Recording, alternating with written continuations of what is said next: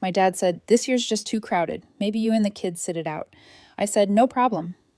Then my daughter saw a video on Instagram. My cousin's friends, her boss, even a toddler from next door, all at my parents' house. I took a photo of the gifts we wrapped and texted, dropping these off at Goodwill. 40 minutes later, my dad was at my door breathless. I opened it and said, "It hurts to admit it, but they don't give a damn about me or my kids. I don't think they ever really did." And saying that out loud, even just in my head, feels like ripping something open that I've spent years carefully sewing shut. I've done the emotional gymnastics, told myself they're just old-fashioned, just distracted, just not expressive. I've excused the missed birthdays, the forgotten names, the way they always acted like we were guests at their table instead of family. And through all of it, I still showed up with gifts, with casseroles, with gas in my tank, and my kids dressed in outfits they'd pick out just for Grandma. So, when my dad called last week, I thought it was the usual check-in. He didn't even lead into it. No small talk, just said, "This year's gotten a little crazy. More people than expected. Maybe you and the kids sit it out." That was it. Just like that, like we were an optional add-on, like we were taking up space. I said, "No problem," and hung up. My hands were shaking. The living room still smelled like wrapping paper and Scotch tape. I just finished packing up the anniversary gifts. It was their 30th. I'd gone all out. Spent months stashing away money without the kids noticing. Got them a Cartier watch. Had it engraved. I was going to give it to them after dinner. Thought it might finally mean something. I told the kids we were doing our own thing. Said it like it was a treat. Ordered their favorite pizza.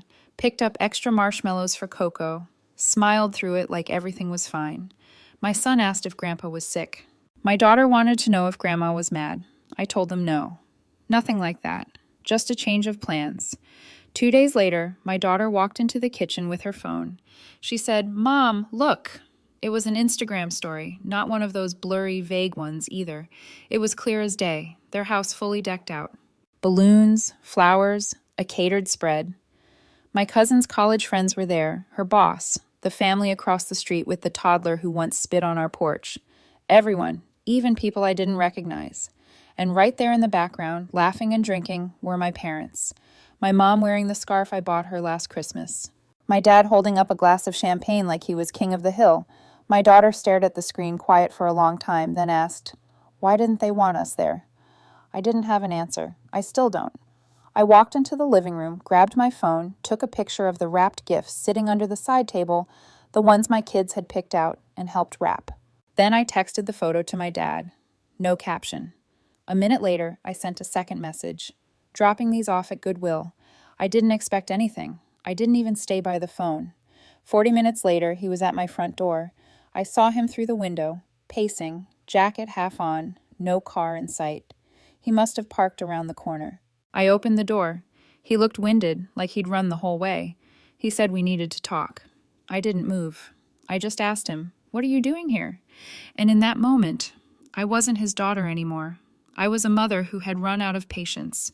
He stood there like he expected me to move aside, like everything could go back to normal if he just showed up in person and looked mildly regretful. I didn't budge. The door stayed half open, the cold air pushing in between us. He started talking fast like that would help. Said things got a little bigger than expected. Said he didn't plan the whole thing. That my cousin took care of the invites. That it wasn't about excluding me or the kids. It just happened that way. I didn't say anything for a few seconds because I needed to be sure I wouldn't snap. Then I asked him one question. The toddler from next door made the list. He shifted his weight, looked down like the ground was more comfortable than my face. Then he said something about how it wasn't meant to be personal, that we always take things too far, that I could have just called instead of sending a dramatic message. There was that phrase again. We, like my kids and I, are one blurry category he can dismiss together. Like a stain he can't scrub out. He tried to smooth it over, said they were planning to call us the next day anyway. It's been a hectic week. He even said we could come by for cake that weekend. As if my daughter didn't already watch him give a toast without her. As if my son didn't already ask why Grandpa didn't want to see his drawing. So I told him. I told him about the watch, about how it took me months of cutting back, picking up extra shifts, saying no to things the kids wanted. I didn't want pity. I just wanted him to feel it, to know I gave him something real and he gave us nothing. He went quiet. That kind of quiet where you know the apology isn't coming. Then finally he said it. You didn't have to do all that. Not thank you, not sorry, just a flat little reminder that everything I ever do for them is unnecessary in their eyes. That's when my daughter appeared behind me. She had socks on and was holding one of the gift bags, the one with the mug she made my mom in art class. She didn't say anything for a second, then asked, "Is Grandpa here to take the gifts now?" My dad looked at her like she was someone else's child. Didn't even try to kneel down or hug her or say hi. Just stared like she'd caught him doing something embarrassing. I said, "No, he's not taking anything," and I closed the door. He stood there for a second. I watched through the peephole. He didn't knock again, just stood still for a moment, then walked off down the driveway. He didn't drive. I think he parked a few houses down so the neighbors wouldn't see his car. That's the kind of man he is. More embarrassed by a scene than ashamed of what caused it. The next morning, I woke up to a wall of texts from my mom. Said I had crossed a line, said I blew things out of proportion, that my tone was completely inappropriate and I'd hurt their feelings. Then she said something that stuck with me all day. Maybe it's better if we take some time away from each other. She didn't mention the kids once. That's when I made my decision. I took the Cartier watch out of the box and drove to the store to return it. I had to argue with the associate about the engraving, but eventually got most of the money back. Enough to fix the water heater. Enough to maybe take the kids somewhere for the weekend. They didn't want our gifts. Fine. They wouldn't get anything from us again. After I returned the watch, I expected silence. That's how it usually went. They'd go quiet, wait for me to feel bad, then slide back into my life like nothing happened. I thought maybe this time would be different. Maybe they'd actually think about what they did. Maybe they'd say something to the kids. But I should have known better. The message came 4 days later. No apology, no checking in, just a short text from my dad. "Are you still sending the mortgage this month?" Not even a question mark. I stared at it like I didn't understand the words, like they couldn't possibly be that oblivious, that selfish. For the past 4 months, I'd been quietly paying their mortgage. No fanfare, no announcements. They never asked me outright, just made vague comments about tight months and bad timing and how everyone's feeling the squeeze lately. I didn't tell the kids, didn't even tell my friends. I just did it because I thought that's what family does. Even when it isn't returned, even when it hurts. I didn't respond. That evening, I got another message, this time from my mom. She said, "Just checking to make sure the mortgage didn't get delayed. We need to get the payment in by Friday." As if nothing had happened. As if I hadn't stood in my own doorway telling their granddaughter they didn't want our gifts. I sat at the kitchen table for a long time, staring at my bank app at the money I'd been setting aside like clockwork. It hit me then how automatic it had become, how they'd come to expect it, how I was being used, not just for convenience, but for emotional leverage. And they never even pretended to respect me for it. So I texted back, "No, I won't be sending it anymore." No explanation, no opening for a conversation, just a line they couldn't cross anymore. My phone rang immediately. I didn't answer. Then my mom sent a flood of messages asking why I was suddenly changing things, why I was bringing money into personal matters, how I could be so cruel over one misunderstanding. Said I should think of how this would affect the kids. Like she hadn't just written them off 2 weeks earlier. I didn't answer any of them.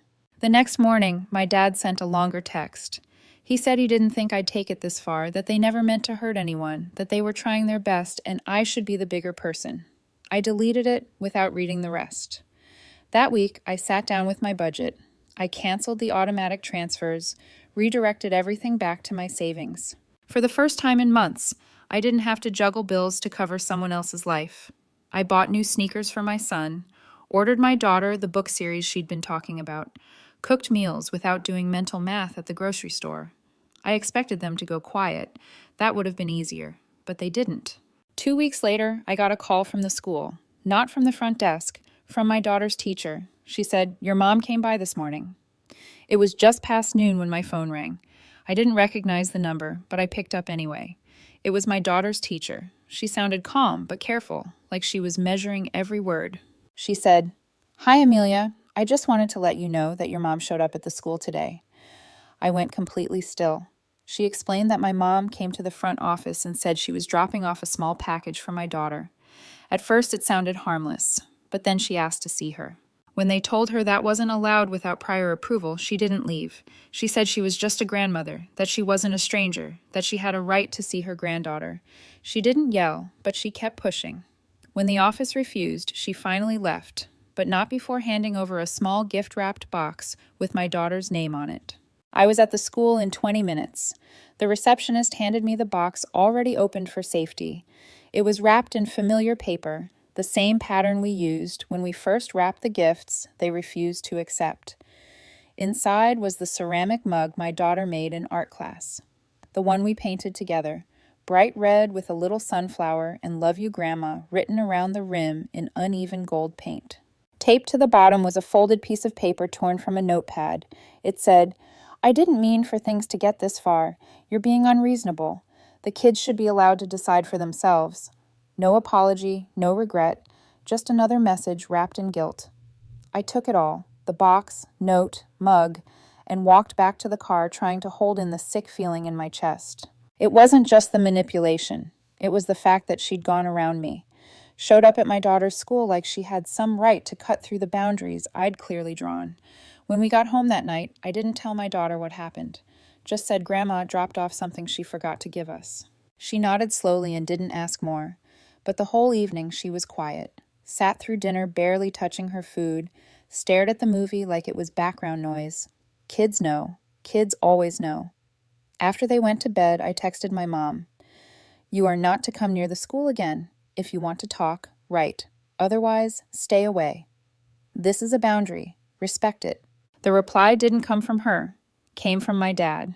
He wrote, "If you think you're cutting us off and keeping our grandkids, you've got another thing coming."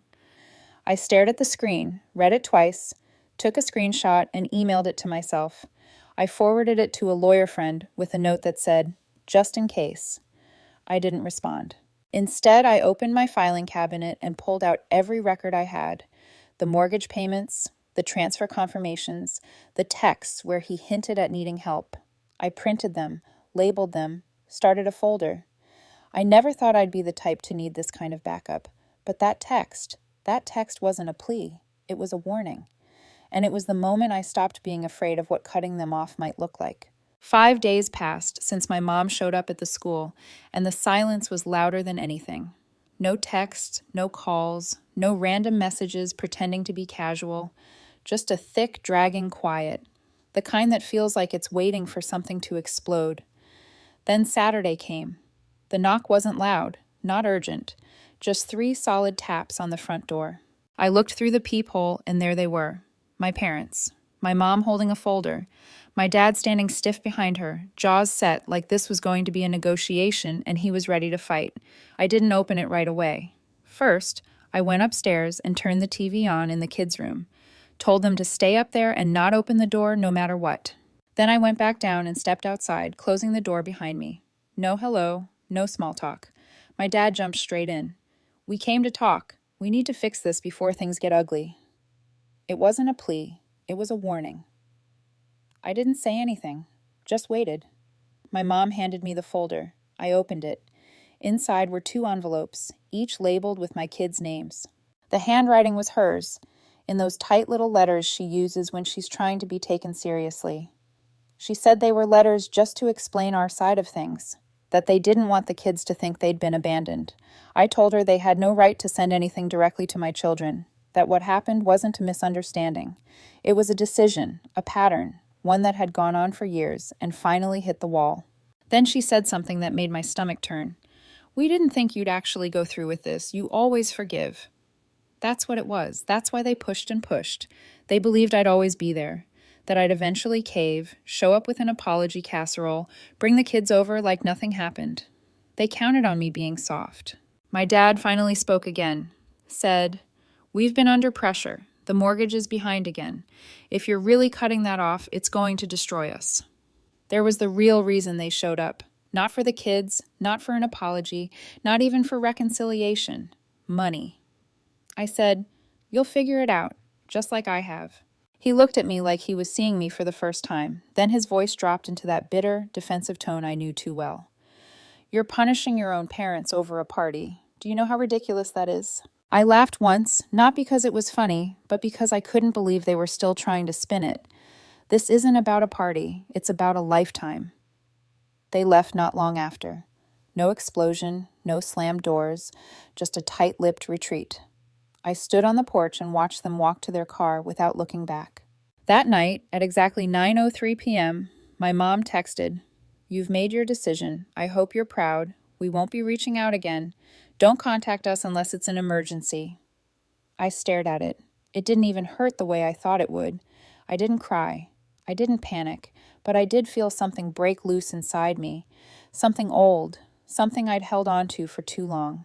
Later, as I was tucking the kids in, my daughter wrapped her arms around me and whispered, "Even if they don't come back, we're okay. We have you." My son mumbled, already half asleep, "We have the funhouse now." I kissed their foreheads and turned off the light, and I realized they were right. We were okay. It's been just over 3 weeks since that last message, since they drew their line in the sand and told me not to contact them unless it was an emergency. No one has said a word since.